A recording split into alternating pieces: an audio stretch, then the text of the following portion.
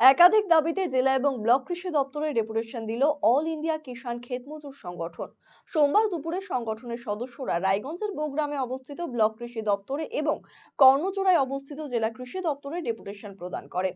কর্মসূচিতে নেতৃত্ব দেন সংগঠনের জেলা সম্পাদক দয়াল সিংহ।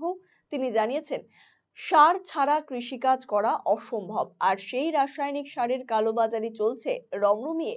বস্তার এমআরপি রেটের থেকে অনেকটাই বেশি পরিমাণে দাম নিচ্ছেন ব্যবসায়ীরা। বস্তার গায়ে এমআরপি রেট 1300 টাকা লেখা থাকলে ব্যবসায়ীরা 2000 কিংবা 2500 টাকা দাম নিচ্ছেন। সার সরকার নিয়ন্ত্রিত, কিন্তু তারপরেও তা নিয়ে কালোবাজারি চলছে।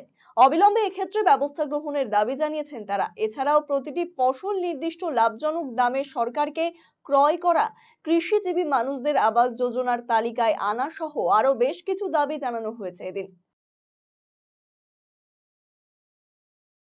আমাদের আজকে ডিডিএ স্যারের কাছে কর্মসূচি আছে যে সারের যে কালোবাজারি হচ্ছে, কারণ সারের বস্তার গায়ে যা দাম লেখা থাকছে তার থেকে 500-600 এরকম বেশি নিচ্ছে।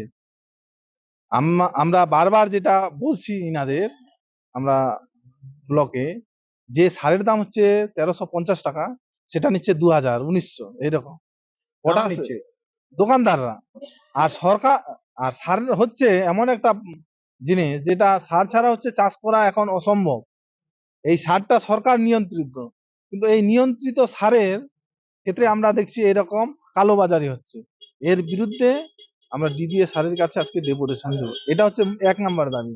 দ্বিতীয় দাবি হচ্ছে প্রতিটি ফসলে একটা নির্দিষ্ট লাভজনক দামে সরকারকে কিনতে হবে, এটা হচ্ছে দ্বিতীয় দাবি। তৃতীয় দাবি হচ্ছে আমাদের জেলায় বেশি মানে অধিকাংশ মানুষই হচ্ছে কৃষি নির্ভর। এই কৃষি নির্ভর ব্যক্তিদের ক্ষেত্রে আমরা দেখছি যে আবাস তালিকায় এদের নাম নেই, যেটা থাকা উচিত ছিল। সেইগুলো আমরা বলছি যেন প্রকৃত গরিব চাষি যারা, তাদেরকে আবাস আওতায় আনতে হবে।